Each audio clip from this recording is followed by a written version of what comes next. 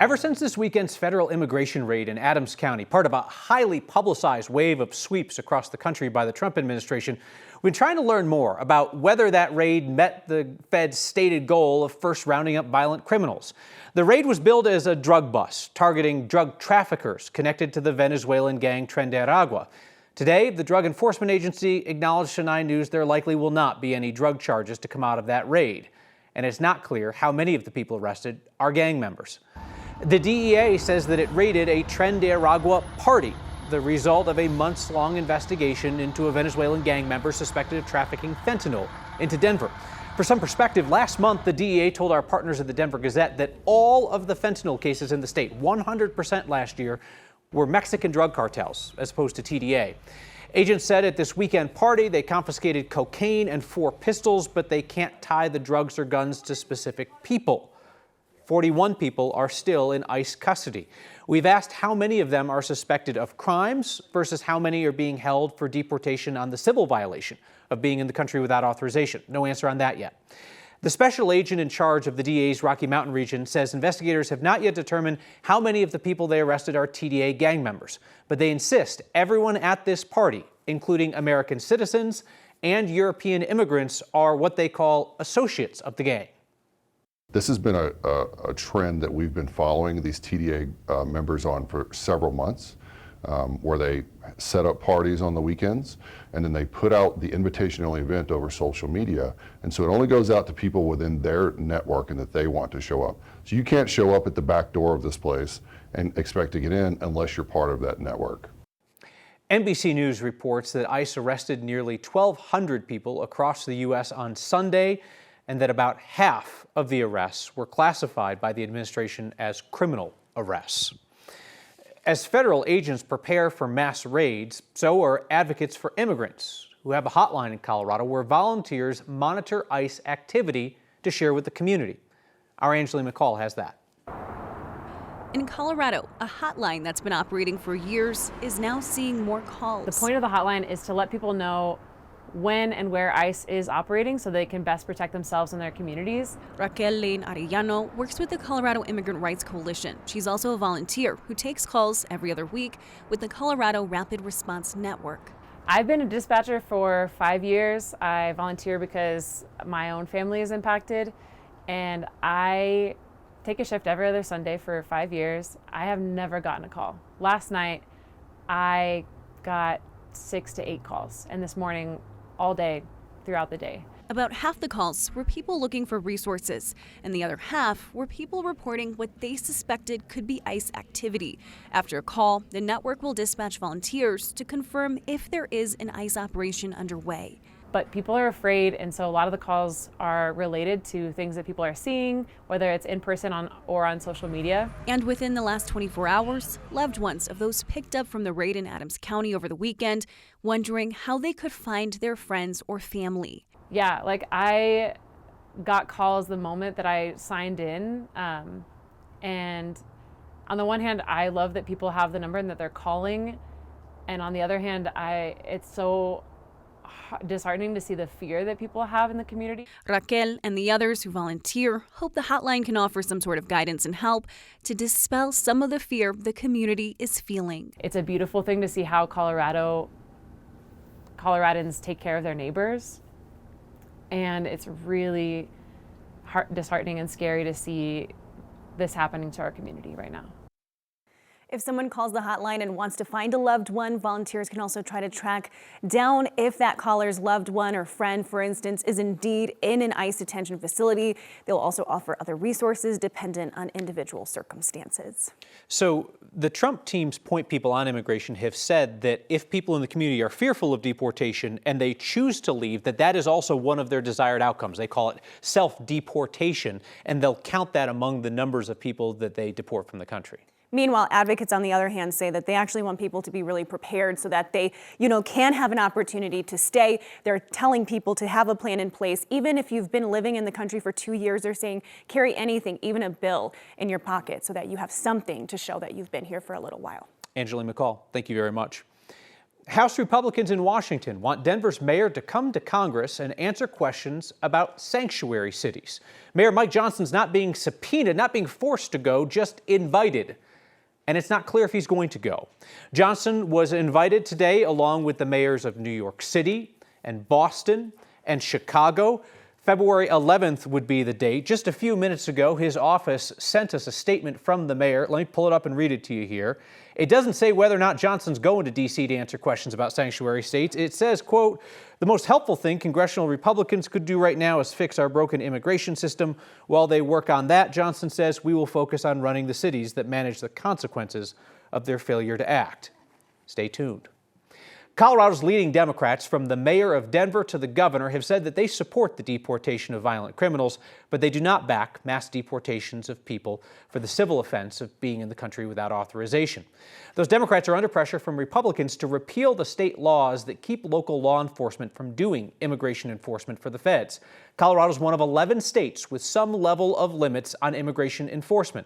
But Governor Jared Polis is adamant that this is not a sanctuary state. Listen to what he told our sister station, KRDO, in the Springs. This narrative is false, that Colorado is any way, shape, or form a sanctuary state. We are not. There is no legal definition of sanctuary state, but Polis's absolutely unequivocal rejection of any kind of sanctuary jurisdiction label challenges both plain English and common sense, because Colorado does offer a level of protection to people who are here without legal authorization, protection that most states do not offer, even if Colorado does cooperate with ICE on criminal cases. So I want to ask the governor about that today. Is it misleading to say not in any way, shape, or form is this a sanctuary state? We cooperate fully with our federal partners on all criminal matters.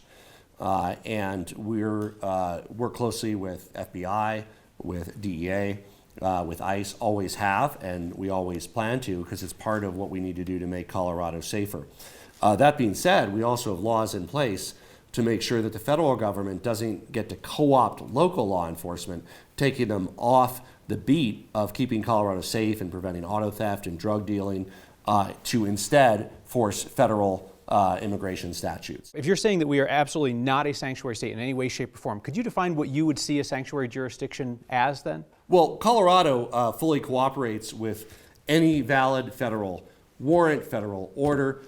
We cooperate in any way we can to get criminals off the street. And so if there are states or jurisdictions that don't, I personally think that's the wrong way to go.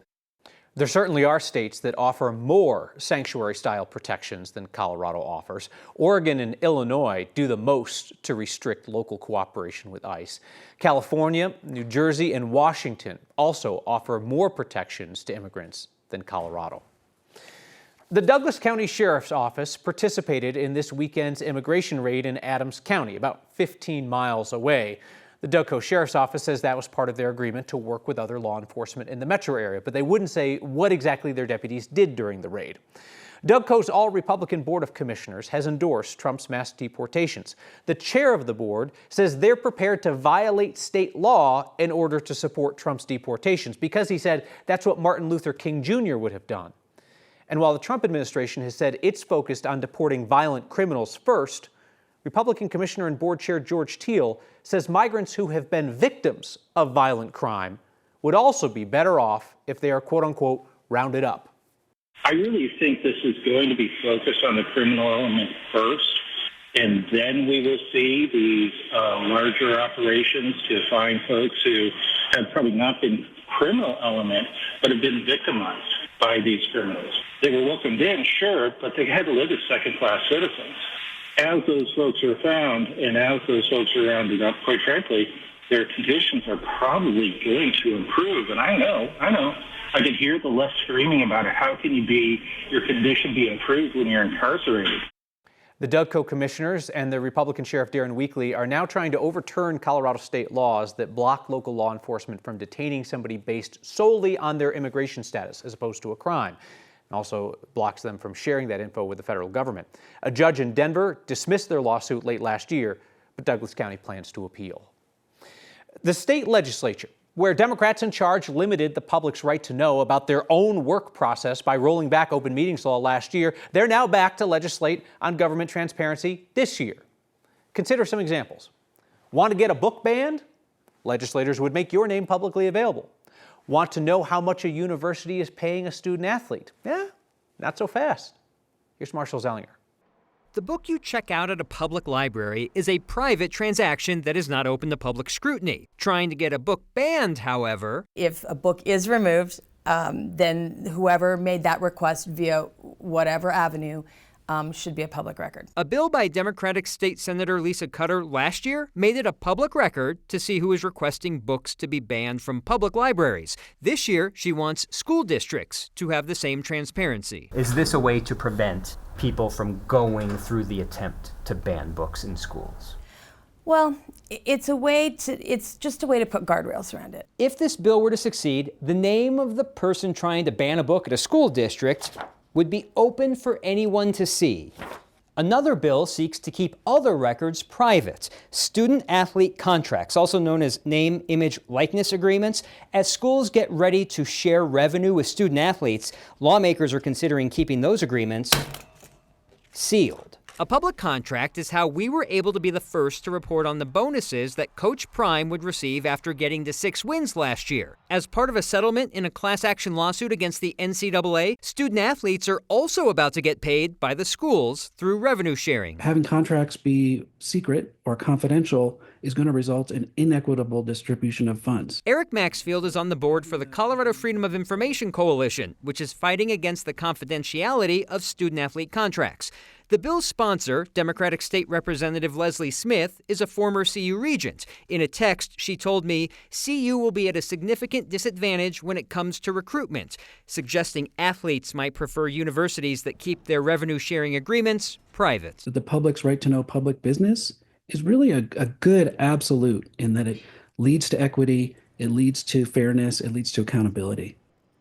It's only January, and this is my prop budget, apparently. The name, image, and likeness bill gets its first hearing on Wednesday. CU's athletic department sent me a statement echoing that level playing field defense, but also said it protects students' privacy similar to FERPA, essentially the Student Record Privacy Act. Though Eric Maxfield, who you saw in the story, he tells me FERPA was designed to protect students from misinformation on their record and to be able to correct it.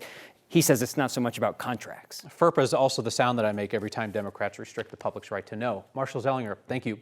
Hey, and I want to thank you for your support of the latest Word of Thanks microgiving project to raise funds for the Comitas Crisis Center, where families in Aurora recently came in from out of the cold. It's a spot where other families get longer-term transitional housing while they get back on their feet. You raise about $35,000 through your one-time weekly donations and the monthly recurring gifts that come into the Word of Thanks Fund. Your microgiving has brought in more than $14 million for nonprofits in every corner of our state. If you know of a great nonprofit that could use a boost, email me, next@9news.com, or text NEXT 303-871-1491.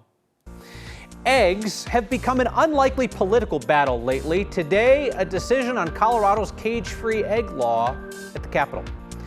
Nutritious meals, of course, a key part of staying healthy. There's a school in Denver making it easier for whole families to get what they need. Next. As egg prices spiked nationwide due to the bird flu, Republicans in Colorado have blamed the shortages and the high prices on Colorado's newly implemented cage-free egg law. Today, an attempted repeal of that law failed at the state capitol as expected, largely a party line vote. That law passed in 2020 to change standards for hen confinement. It went into full effect this month. Republican Representative Ryan Gonzalez out of Weld County introduced the repeal, which was backed by the Farm Bureau. Egg producers in Colorado have insisted that the cage-free law was expected to raise prices about 15 to 20% due to extra labor costs, but that the shortages and most of the high costs at the grocery store are due to the bird flu that's hitting flocks around the country. Bill failed in a House committee today, with all but one Republican voting to lift the cage-free law and all but one Democrat voting against it.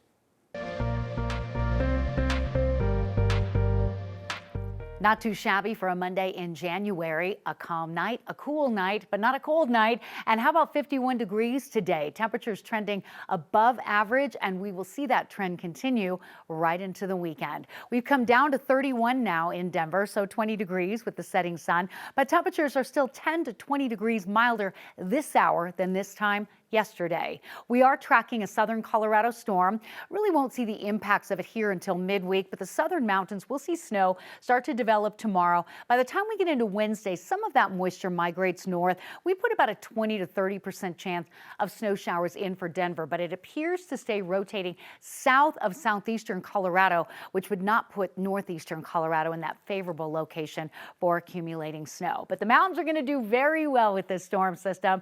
So enjoy the warm temperature trend. Temperatures in the 40s Tuesday, Wednesday, and Thursday, 50s for the weekend. I've got 61 a week from today. Getting kids healthy meals doesn't stop in the school cafeteria. We'll take you to a school where they're intent on the whole family being well fed. Next. How many times have you heard it said that kids can't learn on an empty stomach? Makes sense, right? School in East Denver is using some local taxpayer funding for a program aimed at feeding kids and their families. Our Byron Reed has that. Shopping for nutritious meals can be time-consuming. Mostly, they like fresh vegetables and fruit. But for Star Martinez, going to the market for her family is a matter of convenience. To me, it's a one-way stop because she gets to go to school and I get to shop where she goes to school. It's convenient. Martinez is a parent at Clayton Early Learning, where they've created a food market to make it easier for their families to shop for healthy and nutritious meals. And especially if you're like a busy mom like I am, it's convenient to come and just drop her off or them come with me and shop and get it done versus dropping them off and then having a 10-minute drive to the grocery store. Anaheim chilies to tomatoes and jicama and everything in between. The space is called Clayton Cares Market. The no-cost grocery store was developed in response to food insecurity during the pandemic and addresses the need for shopping for healthy meals in East Denver. We're in a food desert when it comes to fresh produce and healthy, nutritious foods. And we pride ourselves here at Clayton Early Learning in providing wraparound services to our family. Nichelle Ortiz is the senior manager of food and nutrition for the school that provides nutritious produce to Clayton families who qualify.